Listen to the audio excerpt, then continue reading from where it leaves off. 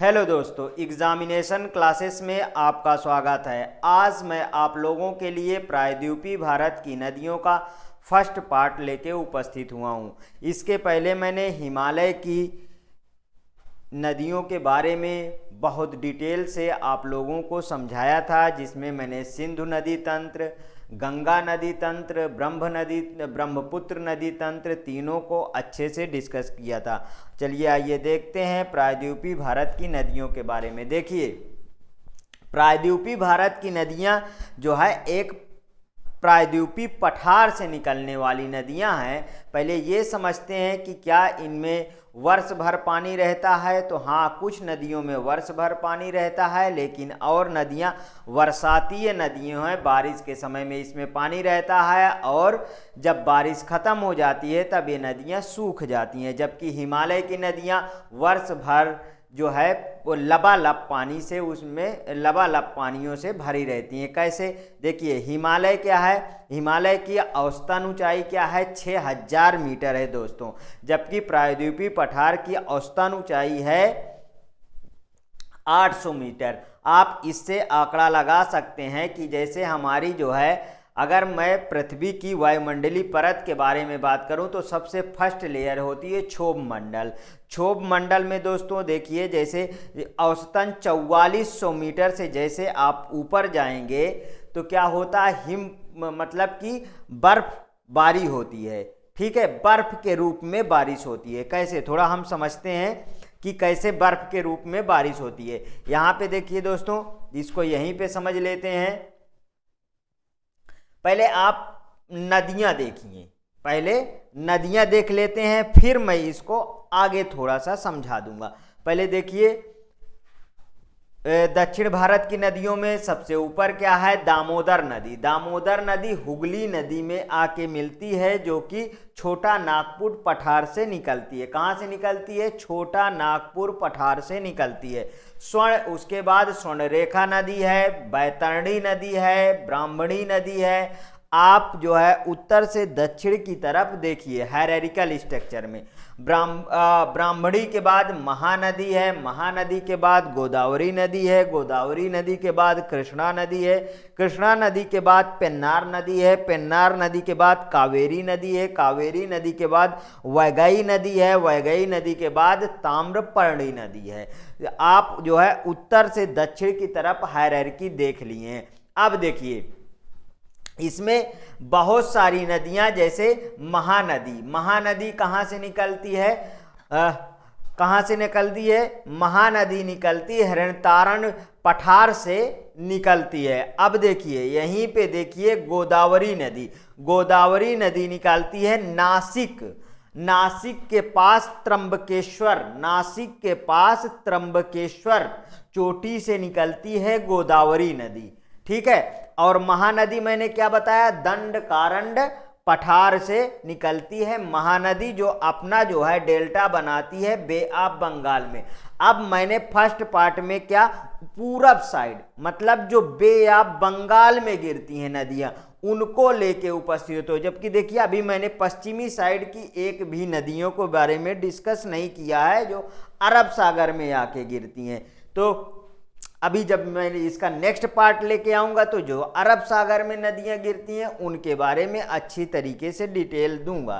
तो महानदी दंडकारंड पठार से निकलती है, और यहाँ देखिए दंडकारंड पर्वत से, कहिए दंडकारंड पठार से निकलती है, दंडकारंड पर्वत से निकलती है। वहीं पे नासिक के पास त्र्यंबकेश्वर से गोदावरी नदी निकलती है और अपना बे ऑफ बंगाल में डेल्टा बनाती है। अब देखिए दोस्तों, उसके बाद गोदावरी नदी के और सहायक नदियां भी हैं, जिसको मैं अभी अपने ओन लैंग्वेज में और अच्छी तरीके से डिस्कस करूंगा और उसका डिटेल दूंगा। यहाँ देखिए कृष्णा नदी, कृष्णा नदी महाबलेश्वर चोटी से निकलती है और अपना मुहावना, अपना डेल्टा अरब सागर अपना डेल्टा बे ऑफ बंगाल में बनाती है। अब देखिए जो गोदावरी नदी और कृष्णा नदी के आपस में डेल्टा नजदीक आ गए हैं, ये एक तरीके से समतलीय मतलब आपस में मिल गए हैं और इसके बीच का पार्ट क्या है, पूरा समतलीय है। इसके बाद देखिए पेन्नार नदी है, उसके बाद कावेरी नदी। कावेरी नदी ब्रह्मगिर चोटी से निकलती है और अपना डेल्टा जो है बे ऑफ बंगाल में मीन्स पूरब साइड में बनाती है। यहाँ पे देखिए वैगई नदी, वैगई नदी पुरुषनाथ हिल से निकलती है। वैगई नदी अगस्त मलाई चोटी से जो है ताम्रपर्णी नदी निकलती हैं। अब ये नदियाँ आप समझ लिए। अब मैं डिस्कस करता हूँ, अब मैं इनके बारे में अंतर समझाता हूँ, इनके अंतर को डिस्कस करता हूँ। ठीक है दोस्तों, देखिए प्रायद्वीपीय भारत की नदियाँ और हिमालय की नदियों में अंतर। प्रायद्वीपीय भारत की नदियाँ बहुत पुरानी हैं दोस्तों, ये प्रौढ़ा अवस्था में हैं, ये अपनी घाटी को गहरा कर चुकी हैं और अपने आधार तल को प्राप्त कर चुकी हैं, अर्थात समुद्र तल को प्राप्त कर चुकी है। अब मेन मुद्दा ये है कि मैंने बताया कि ये बहुत पुरानी हैं, तो अभी हिमालय नदियाँ और प्रायद्वीपीय नदियों में तो मेन अंतर यही है ना कि हिमालय नदियाँ जो है क्या है, अपनी युवा अवस्था में है, नई नदियाँ हैं, और ये क्या है, ये अपनी प्रौढ़ावस्था में। इसको हम डिफ्रेंशिएट कैसे करते हैं, तो सबसे फर्स्टली इसे समझते हैं। देखिए दोस्तों, इसको डिफ्रेंशिएट करने का बहुत अच्छा तरीका है कि जो नई नदियां होती हैं, जो अपने युवा अवस्था में होती हैं, वो अपने घाटी को लगातार गहरा करती जाती हैं।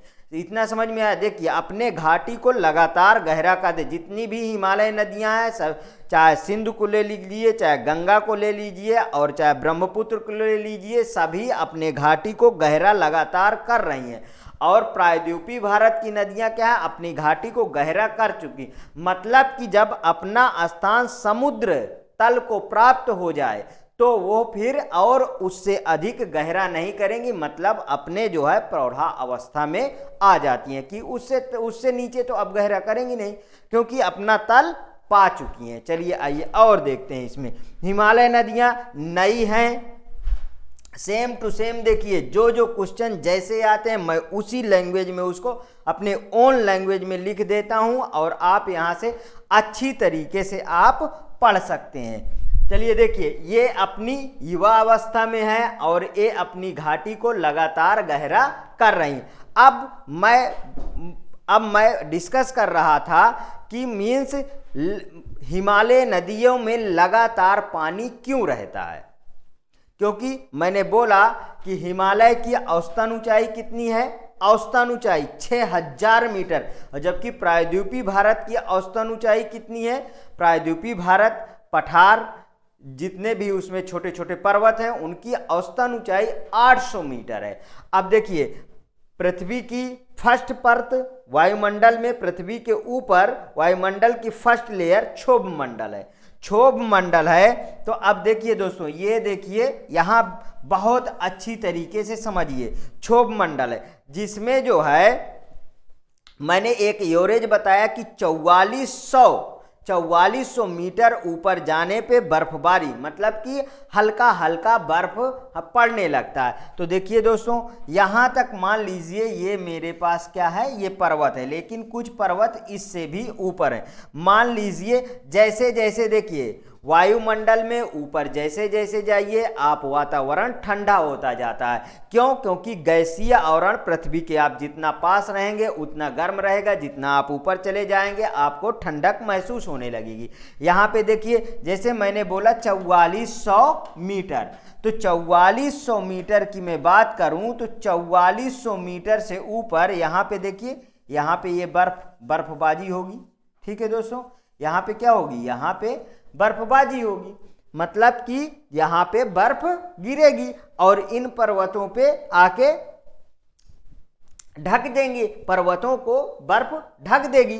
तो जब हिमालय नदियां हैं तो जैसे सूर्य की किरण पड़ेगी ये पिघलेंगे, जब ये पिघलेंगे तो ये नीचे आएंगे, अपने घाटियों में बहेंगे, घाटियों से जो है ये धीरे धीरे और समतली भूमि में आएंगे। मतलब कि जो हिमालय नदियां हैं उनके सहारे से ये आपको क्या, आपको समतली भूमि में प्रवाहित होकर, जैसे कि सिंधु, ब्रह्मपुत्र और गंगा पर्वत के ऊपरी चोटी से निकलती हैं और नीचे की तरफ आते हैं। तो जो इन पर्वतों से बर्फ पिघलते हैं और वो नदियों के सहारे जो है समतली भूमि में आगे आते हैं, तो वर्ष भर इनको जल प्राप्त होता है।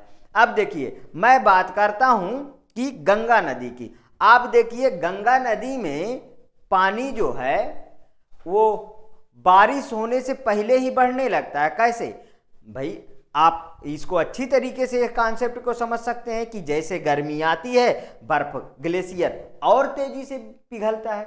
जब और तेजी से पिघलेगा तो क्या होगा, नदी का जलस्तर और ऊपर उठेगा। ठीक है दोस्तों, यही कारण है कि गंगा नदी में जल बारिश आने से पहले ही बढ़ने लगता है। यहां मानिए, देखिए, इसमें जैसे ही ऊपर आप जाएंगे वैसे टेम्परेचर आपका घटता जाता है। जैसे जैसे ऊपर जाएंगे वैसे टेम्परेचर क्या होता है, घटता जाता है। ठीक है, अब इसके आगे हम चलते हैं और एक एक को और डिटेल से समझते हैं। देखिए, उसी जैसे जैसे ऊपर जाएंगे तापमान गिरता चला जाएगा। हिमालय की औसत ऊंचाई कितना है, 6000 मीटर है। 4400 मीटर से ऊपर हिमरेखा पाई जाती है। गर्मी में ग्लेशियर पिघलते हैं, इसी कारण से गंगा नदी में वर्षा से पहले ही जल बढ़ने लगता है। दोस्तों, हिमालय की चोटी 6000 से भी ऊंची है, 6000 से भी ऊंची है। 6000 हमने औसतन बताया। प्रायद्वीपीय नदियां मौसमी होती हैं। प्रायद्वीपीय नदियों में क्या बारिश है तो जल अधिक पाया जाएगा, बारिश नहीं है तो हाँ कुछ गार्ज कह रहा हूं, कुछ मतलब घाटियों में पानी इकट्ठा रहता है, वही रिश्ता रहता है और वही नदियों में बहता रहता है। और आगे देखते हैं, प्रायद्वीपीय पठार की औसत ऊंचाई 800 मीटर है। प्रायद्वीपीय नदियां के दो भाग हैं। वो कौन कौन से हैं दो भाग, चलिए इन्हें देख लेते हैं। बंगाल की खाड़ी में जल गिराने वाली नदियां, जैसे दामोदर नदी। ठीक है दोस्तों, दामोदर नदी को मैंने जैसे बताया, छोटा नागपुर पठार के बीचों बीच भ्रंश घाटी में बहती हैं। अच्छा दोस्तों, यहाँ एक क्वेश्चन बहुत बार पूछा गया है, डायरेक्ट क्वेश्चन पूछा जाता है कि भ्रंश घाटी में बहने वाली कितनी नदियां हैं और उनका नाम क्या क्या है। तो भ्रंश घाटी में बहने वाली 3 नदियां हैं, एक दामोदर, दूसरा बताइए, दूसरा अरब सागर में बहने वाली नदियां, अरब सागर में बहने वाली जो पश्चिम साइड की ओर बढ़ती हैं, जो पश्चिम साइड की ओर बढ़ती हैं और अरब सागर में अपना जल बनाती हैं। कौन कौन से, तापी और एक आप लोग बताइए अब मुझे। ठीक है दोस्तों, अपने कमेंट आंसर में डालिए, अपने कमेंट में डालिए दूसरी नदी को, तीसरी नदी को। 2 तो मैं ही बता दिया, एक दामोदर, दूसरा तापी और तीसरी नदी आपको बतानी है। हाँ, नदी मिल जाती है स्वर्ण रेखा न, क्योंकि मैं उस नदी के बारे में इसके पहले भी डिस्कस कर चुका हूं और यहां तक बता दिया कि वो अरब सागर में जाके गिरती है। आगे देखिए, स्वर्ण रेखा नदी झारखंड की राजधानी रांची के पास से निकलती है, जो 3 राज्यों से होकर प्रवाहित होती है। कौन कौन से राज्य हैं, और उड़ीसा के तट पर अपना मुहाना बनाती है। कहां पे बनाती है, उड़ीसा के तट पे अपना मुहाना बनाती है। जमशेदपुर इसी नदी के किनारे स्थित है। रासायनिक कचरा पदार्थ अधिक मात्रा से गिराए जाने के कारण यह दूषित हो चुकी है। यह क्या हो चुकी है, प्रदूषित हो चुकी है। इसीलिए इसमें जलीय जीव नहीं पाए जाते, जैसे जलीय जीव मछली, मगरमच्छ, कछुआ इत्यादि इसमें नहीं पाया जाता। इसलिए इसे जैविक मरुस्थल भी कहते हैं। अब क्वेश्चन पूछा जाएगा किस नदी को जैविक मरुस्थल कहते हैं, तो वो कौन सी नदी है? स्वर्णरेखा नदी है। आगे देखते हैं, वैतरणी नदी उड़ीसा के उझक पठार से निकलती है और उड़ीसा के तट पर गिर जाती है। मीन्स की वैतरणी नदी एक ऐसी नदी है जो उड़ीसा से ही निकलती है और उड़ीसा में ही खत्म हो जाती है। ब्राह्मणी नदी देखिए, ब्राह्मणी नदी रांची के समीप से निकलती है और उड़ीसा तट पर अपना मुहावना बनाती है। इसको देखिए दोस्तों, इसमें नोट मैंने क्या लिखा है, 3 नदियां छोटा नागपुर पठार से निकलती हैं। कौन कौन से? दामोदर, स्वर्णरेखा और ब्राह्मणी नदी। जबकि वैतरणी रांची के पास उझक पठार, रांची के पास उझक पठार से निकलती है। महानदी छत्तीसगढ़ के दंडकारण्य पठार, क्या दोस्तों? दंडकारण्य पठार से निकलती है और उड़ीसा तट पर अपना डेल्टा बनाती है। कहाँ बनाती है? उड़ीसा तट पर अपना डेल्टा बनाती है। कटक के पास छत्तीसगढ़ जो महानदी की घाटी है उसे बेसिन बनाती है। यह धान के लिए सुप्रसिद्ध है, जिसे धान का कटोरा कहते हैं, क्योंकि महानदी के घाटी क्या है? महानदी की घाटी जो है निचली है, समतली है। वो धान के उपजाऊ के लिए बहुत अच्छा इन्वायरमेंट और बहुत अच्छी मिट्टी और बिल्कुल समतली मैदान वहाँ पे है। इसलिए इसे क्या बोला जाता है? इसे धान के लिए सुप्रसिद्ध होने के कारण धान का कटोरा किसे बोलते हैं? छत्तीसगढ़ को बोलते हैं। महानदी हो गया। अब गोदावरी पे आ जाते हैं। 1465 दक्षिण भारत की सबसे लंबी नदी है। अगर मैं यहीं पे गंगा नदी की बात करूं तो गंगा नदी 2525 मतलब 2525 किलोमीटर की है, जो इंडिया में बहने वाली सबसे लंबी नदी है और सबसे शुद्ध नदी है। वो है गंगा नदी, जिसे देवतुल्य नदी बोला जाता है।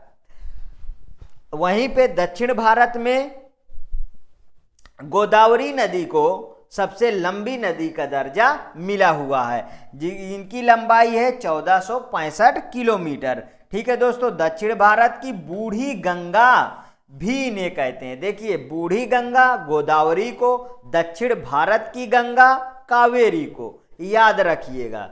महाराष्ट्र के पश्चिमी घाट पहाड़ी पर स्थित नासिक के त्र्यंबक नामक स्थान से निकलती है और 3 राज्यों में, कौन कौन से?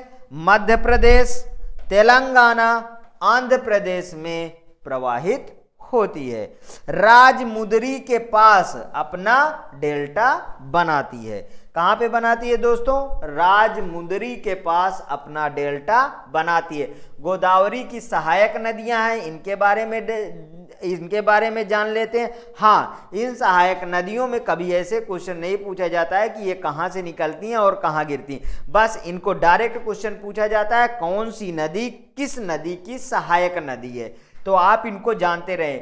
गोदावरी नदी की सहायक नदी प्रवरा, पूर्णा, वेनगंगा, पेनगंगा, इंद्रावती, मंजीरा, इनमें से सभी उत्तर की ओर से, जबकि मंजीरा एक नदी है जो दक्षिण की ओर से मिलती है। नेक्स्ट, वेनगंगा गोदावरी नदी के सबसे लंबी नदी है। कृष्णा नदी पे आ जाते हैं।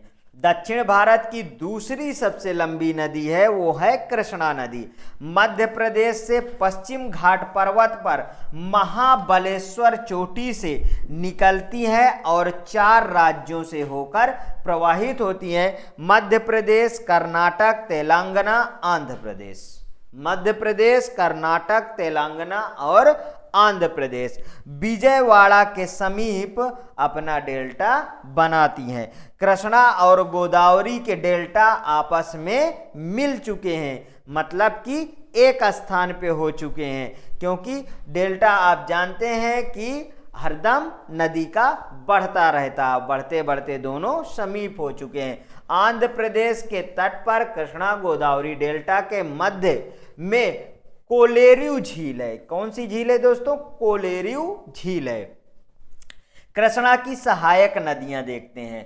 कृष्णा की, जैसे अभी अभी हमने गोदावरी की सहायक नदियां देखे थे, अब कृष्णा की सहायक नदियां देखते हैं। और इनका भी डायरेक्ट ऐसे क्वेश्चन पूछा जाता है कि कृष्णा की सहायक नदियां इनमें से कौन है, कौन नहीं है। तुंगभद्रा नदी सबसे लंबी नदी है। तुंगा एवं भद्रा से मिलकर बनी है तुंगभद्रा नदी। 2 शाखाओं इसमें शुरुआत में पाया जाता है। धार प्रभा देखिए दोस्तों, माल प्रभा देखिए, दूध गंगा और पंचगंगा, ये सब क्या है, किसकी सहायक नदियां हैं? कृष्णा की सहायक नदियां हैं। भीमा कोयना मूसी हैदराबाद इसी मूसी नदी के किनारे है। बार बार क्वेश्चन पूछा गया है, तो बिल्कुल से याद कर लीजिए, इसी नदी के किनारे हैदराबाद स्थित है। पेंचार नदी देखिए, कर्नाटक में कोलार खान बहुत फेमस है, जो सोने की खान है। कोलार खान नामक स्थान से निकलती है, आंध्र प्रदेश में अपना मुहाना बनाती है। कावेरी नदी देखती हैं, कर्नाटक में पश्चिमी घाट पर ब्रह्मगिरी पहाड़ी या इसी को पुष्पगिरी कहते हैं से निकलती है। कौन सी नदी? कावेरी नदी। 2 राज्यों में बहती है। कौन कौन से? कर्नाटक और तमिलनाडु में। दक्षिण भारत की गंगा कावेरी नदी को ही बोलते हैं, जैसे इसके पहले मैंने बताया। कावेरी नदी की घाटी में धान बहुत पैदा होता है, इसीलिए इसे rice Paul of south India, ये क्या लिखा? राइस पॉइल नहीं है, rice Paul of south India, दक्षिण भारत का धान का कटोरा कहते हैं। कावेरी नदी जल विवाद 4 राज्यों के बीच है। देखिए दोस्तों, नदियां जो है किसमें, अपने जो है नदियां कहाँ पे बैठी हैं दोस्तों? नदियां अपने निचले स्थान में बहती हैं, मतलब घाटियों में बहती हैं, और सभी जगह से इनमें छोटी छोटी नदियां आके मिलती हैं और सबका जल एक साथ लेके नदियां आगे बढ़ती हैं। तो 4 राज्यों में इसका विवाद है। कौन कौन से हैं? तमिलनाडु, केरल, आंध्र प्रदेश और कर्नाटक में। कावेरी नदी की सहायक नदियां हैं, उन्हें देख लेती हैं। सिमसा है सहायक नदी, अर्कावती है, हेमवती है, अमरावती है, काबिनी है, भवानी है, लक्ष्मण तीर्थ है और लोकपावनी नदी है। कावेरी नदी की सहायक नदियां, इस नदी में वर्ष भर जल बना रहता है, क्योंकि इसके 2 स्रोत हैं। ऊपरी जल ग्रहण क्षेत्र में दक्षिण पश्चिम मानसून से। अब इसको समझ लेते हैं थोड़ा। देखिए, हमारे पास हमारा भारत कुछ ऐसा है, और कावेरी नदी कहाँ से निकलती है? ऐसे निकल के ऐसे जाती है। तो देखिए, हमारा केरल कहाँ है? यहाँ पे है। हमारा केरल मानसून 21, मतलब अगर मैं इसके मानसून की बात करूं तो हमारे केरल के मानसून में 1 या 2 जून को यहाँ पे आ जाता है, जबकि और आगे बढ़ते बढ़ते उसको 21 जून लग जाते हैं दोस्तों।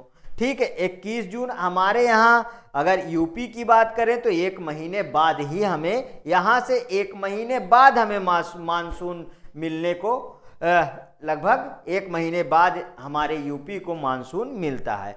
तो यहाँ क्या है? अरब सागर की ओर, मतलब दक्षिण पश्चिम मानसून से भी क्या कावेरी नदी को जल प्राप्त होता है। और इधर देखिए, जिसमें अक्टूबर नवंबर दिसंबर में बारिश होती है। ठीक है, इधर देखिए, जो पूर्वी साइड, मतलब पश्चिम बंगाल की तरफ से, इस साइड से जो मानसून आते हैं वो यहाँ पे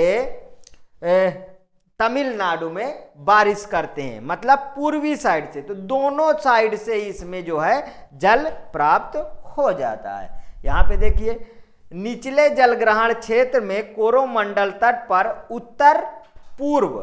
उत्तर पूर्व मानसून से जल मिल जाता है कावेरी नदी को। शीतकालीन में दक्षिण भारत में केवल कोरोमंडल तट कहां पे बताया हूं, इसके पहले डिस्कस कर चुका हूं, तमिलनाडु में वर्षा होती है। उत्तर पूर्वी मानसून से जो बंगाल की खाड़ी से आता है कोरोमंडल तट में। हाँ, और देखिए, और उड़ीसा हुआ, और भी राज्य हुए जिनके पैरेलली क्या होता है, ये मानसून आज आता है और तमिलनाडु के कोरोमंडल तट से टकराता है और भारी बारिश करता है ठंडियों में। अब यहां पे देखिए, उत्तर पूर्वी मानसून से जो बंगाल की खाड़ी से आता है वैगई नदी। इसके बाद देखिए, तमिलनाडु में वरुषनाग पहाड़ी से वैगई नदी निकलती हैं। मदुरै वैगई नदी के तट पे ही स्थित है। मदुरै डिस्ट्रिक्ट वैगई नदी के तट पे ही स्थित है। पाक की खाड़ी में रामेश्वर द्वीप के पास अपना मुहाना बनाती है। ताम्रपर्णी नदी देख लेते हैं। कार्डामम हिल या इलायची पहाड़ी पर अगस्त मलाई चोटी से निकलती है और मन्नार की खाड़ी में अपना जल गिराती हैं। तो दोस्तों, शायद ये आपको बहुत अच्छा लगा होगा। यदि ये मेरा जो है पढ़ाया हुआ अच्छा लगता है तो प्लीज आप इसे अपने दोस्तों में शेयर करिए, लाइक करिए, ठीक है दोस्तों, जिससे और अच्छे से अच्छे मैं वीडियो ला सकूं। हाँ, थोड़ा इसके बारे में देख लेते हैं। मन्नार की खाड़ी, इलायची पहाड़ी। देखिए, अगर मैं यहां पे इंडिया की बात करूं तो देखिए दोस्तों, यहां पे क्या है, ये देखिए यहां पे क्या है, पाक जल डमरू मध्य है। यहां पे क्या है, पाक जल डमरू मध्य, ठीक है दोस्तों। और यहीं पे क्या है, ऐसे करके यहां पे श्रीलंका, ये यहां पे क्या है, ये क्या है, श्रीलंका है, ठीक है दोस्तों। तो यहां क्या है, ये क्या है, ये है मन्नार की खाड़ी,